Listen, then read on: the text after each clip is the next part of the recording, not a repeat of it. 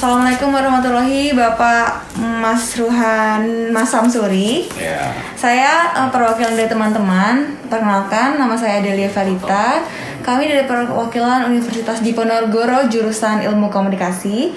Di sini kami akan berbincang-bincang dengan Pak Mas Ruhan mengenai dengan tema budaya.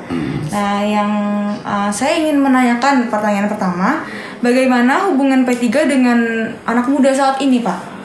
Ya, ini salah satu tantangan dari P3 yang oleh banyak orang dipersepsikan sebagai partainya orang-orang tua. Nah, bagi kami ini sebuah tantangan karena milenial, kalangan milenial itu pangsa pasar politik yang paling potensial. Jadi secara kuantitatif juga banyak, itu sampai sekitar 40%, 30-40%. Kemudian kemampuan gaya pikirannya, ya, gaya hidupnya itu juga hal yang sangat berbeda dengan generasi sebelumnya.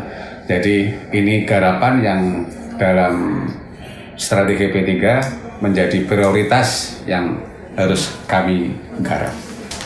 Baik, berarti hubungan dengan P3 ini menurut Pak Mas Ruhan itu harus lebih dibangun lagi dengan pemuda agar mereka tertarik. Ya, misalnya kami mulai dari penyusunan pengurus. Jadi pengurus P3 yang baru ini itu sampai ada usia 19 tahun. Jadi muda, sangat muda dia itu, Pak. masih kuliah gitu kan. Kemudian dia tertarik dengan P3, dia masuk di kepengurusan P3 Jawa Tengah. Ada juga yang usia 23 tahun. Begitu selesai kuliah, dia tertarik, kemudian kita akomodir masuk di pengurusan. Artinya apa? Bahwa kami tidak sekedar slogan saja ingin menggarap kalangan milenial, tetapi kami libatkan anak-anak milenial itu di dalam kepengurusan partai. Di pusat juga saya lihat banyak YouTuber dan itu anak-anak milenial masuk di kepengurusan P3 di pusat. Nah, artinya kami menempatkan para kalangan milenial itu di dalam kepengurusan partai agar sama-sama nanti membuat kebijakan yang artinya kita bisa mengakomodir pemikiran anak-anak milenial itu. Itu yang pertama. Kemudian yang kedua, sesungguhnya kami sudah melakukan pengkaderan dan itu anak-anak muda. Ada yang pemilih pemula, calon pemilih pemula yang sekarang usianya itu 17 tahun, nanti 3 tahun lagi kan dia udah 20 tahun. Atau yang sekarang 15 tahun, nanti 3 tahun lagi dia 18 tahun. Artinya dia bisa mencoblos sebagai pemilih. Nah, itu jadi garapan kami.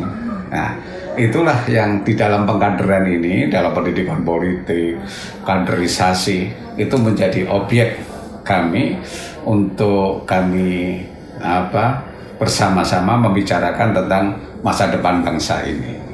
Jadi temanya begitu. Jadi kami ajak anak-anak muda gitu kan dalam forum-forum pendidikan politik, diskusi, seminar untuk bersama-sama dengan kami, ayo kita pikirkan ini Indonesia ke depan bagaimana. Itulah menjadi pemikiran visi P3 begitu. Ini melibatkan banyak anak muda ya Pak, ternyata ya. Betul. Lalu saya ke pertanyaan kedua dan saya ingin menanyakan bagaimana tanggapan P3 terhadap lunturnya budaya Indonesia, dan kebanyakan ini anak muda sekarang itu lebih mengadopsi budaya dari luar. Itu bagaimana Pak tanggapan P3 sendiri? Itu sesuatu yang bagi kita berat sekali ya. Kita bicara soal nasionalisme. Ini kaitannya dengan itu. Jangan sampai anak-anak muda milenial kita menjadi luntur nasionalismenya itu. Jujur saja, kalau ada anak ditanya, kamu suka pisang goreng apa McD gitu? Oh, pilih McD gitu kan? Coba, kamu suka mana? Levi's sama celana buatan Pekalongan misalnya ya? Levi's. Karena apa? Jujur saja bahwa produk dari luar negeri itu lebih bagus ya. Lebih bagus dan ngetren banget gitu kan, karena memang dia menguasai zaman. Nah, produk-produk kita nggak ke sana. produk-produk kita itu ketinggalan zaman. Karena itu kita jangan putus asa. Kita buat anak-anak milenial itu mencintai produk sendiri dengan sebuah proses penyadaran gitu. Kalau nggak ada kesadaran nggak bisa, dipaksa-paksa nggak bisa.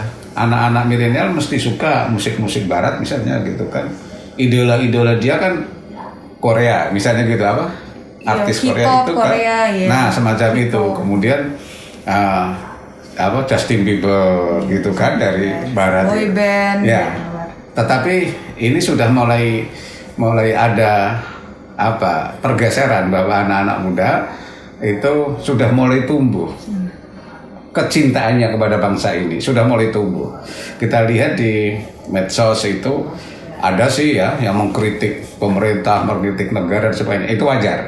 Tetapi ada juga empati, menumbuhkan empati dia dengan sesama anak bangsa gitu. Dengan agenda bangsa ini. Nah, itulah cara kita menumbuhkan rasa nasionalisme, cinta tanah air, cinta produk sendiri, cinta budaya sendiri di kalangan anak-anak milenial. Oh iya Pak, lalu dari P3 sendiri apakah sudah ada aksi yang mendorong generasi muda untuk melestarikan budaya asli Indonesia? Iya, itu dalam banyak program, misalnya P3 kemarin dalam rangka tahun baru Hijriah ya, tahun baru Hijriah itu tahun baru Islam, itu kita adakan lomba-lomba video, membuat video gitu dengan tema budaya lokal gitu.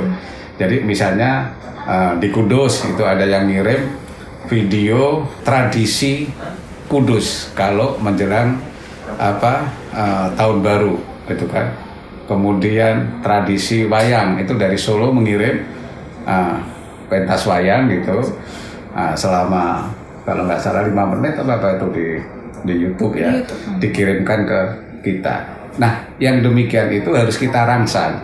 Jadi yang pertama, tadi saya katakan bahwa partai ini P3 ingin menumbuhkan kesadaran berbangsa, berbudaya secara Indonesia untuk kalangan milenial. Bentuknya apa? Itu tadi, misalnya lomba-lomba musik, video, lomba-lomba mode, ya, mode sing trademark Indonesia gitu, misalnya ala Solo, ala Pekalongan, dan itu harus kita kembangkan terus menerus gitu.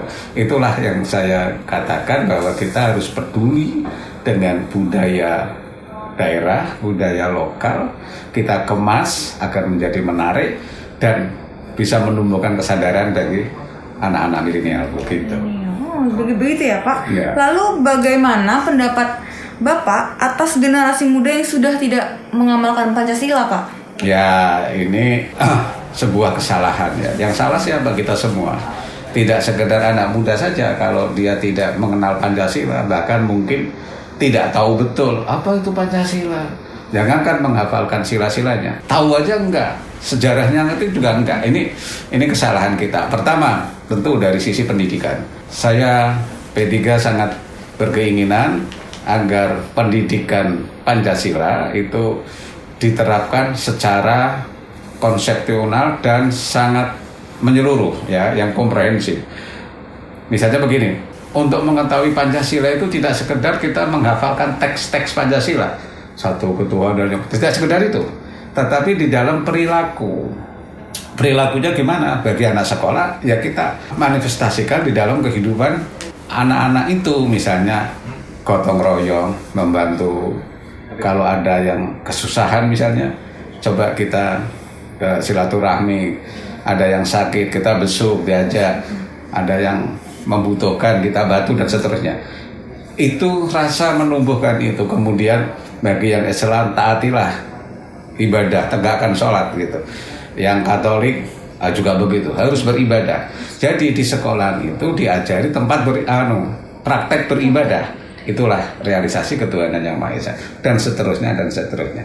Kalau ini bisa dilaksanakan secara baik dan benar, saya yakinlah dari anak-anak yang sekarang itu masih di SD, di SMP, nanti kelak 10-20 tahun ke depan dia Pancasila itu tidak sekedar di mulut, tetapi ada pada praktek. Jadi menurut Bapak, pendapat P3 pendapat P3 atas generasi muda yang sudah meninggalkan Pancasila adalah bagaimana bukan dari generasi muda yang hanya hafal dengan Pancasila, namun juga harus bisa mengamalkan isi dari Pancasila, begitu ya Pak? Betul. Dan itu tanggung jawab bersama. Tanggung jawab orang tua pada anak-anaknya, tanggung jawab sekolahan, guru untuk muridnya, tanggung jawab partai politik untuk konstituennya. Nah, itu semua pihak ayo bersama-sama berilah kesadaran, pemahaman kepada kalangan milenial, karena ini generasi baru dengan sekian problem yang sangat canggih ya kan, yang sangat kosmopolit betul pemikiran anak milenial ini. Nah, ini kita harus dituntut untuk sangat serius dan komprehensif dan secara total memberikan pemahaman, kesadaran berbudaya secara Indonesia, begitu. Lalu Pak, untuk pertanyaan terakhir nih Pak, dan bagaimana anjuran atau himbauan P3 terhadap pemuda yang ada pada era globalisasi ini, terutama dalam budaya. Jadi bagaimana ya biar budaya Indonesia ini tidak luntur? Iya bagus. Nah, misalnya ini secara tidak sengaja ini ada buku dari teman saya, Mas Hendri TM nih. Nah, ini seorang penulis dan budayawan juga di Semarang. Dia membuat buku tentang skenario drama, skenario judulnya Penari. Nah, ini saya ingin mengatakan bahwa Mas Hendri ini punya kepedulian mengangkat budaya Jawa, budaya tradisional ya, berupa tari Jawa itu. Kemudian kalau buku ini kemudian diajarkan di sekolah-sekolah, itu kan bisa menambah itu tadi rasa referensi ya. Pertama referensi bagi anak-anak sekolah terhadap budaya sendiri. Nah, yang begini ini harus digali. Tidak sekedar budaya Jawa itu nari dan sebagainya. Enggak, tetapi harus dipraktekkan. Bentuknya apa? Ini ada buku. Nah, buku ini kisah tentang seorang penari yang ini berangkat dari budaya Jawa. Ya, coba yang semacam itu dikasihkan pelajaran kepada anak-anak. Misalnya Pak Ahmad Thohari itu ada ronggeng ya, menari ronggeng Dukuh Paruk itu menceritakan seorang ronggeng, penari ronggeng zaman dulu yang sekarang udah punah. Nah, paling tidak ini kita bisa mengangkat tema semacam itu untuk mendekatkan pikiran anak-anak muda sekarang ini. Oh iya ya, kita itu punya khasanah budaya yang luar biasa. Kenapa tidak kita gauli ini, budaya ini? Nah, dengan kehadiran referensi literatur, buku-buku semacam itu sangat membantu bagi anak-anak untuk menanggulangi tantangan anak-anak milenial yang sekarang ini dengan globalisasi lah, dengan YouTube yang sudah tidak mengenal batas ya. Nah, karena itu sekali lagi strategi kebudayaan menjadi kata kunci untuk membawa anak-anak milenial ini mencintai budaya sendiri, mencintai falsafah bangsa sendiri, mencintai negara sendiri, begitu. Oke, baik Pak.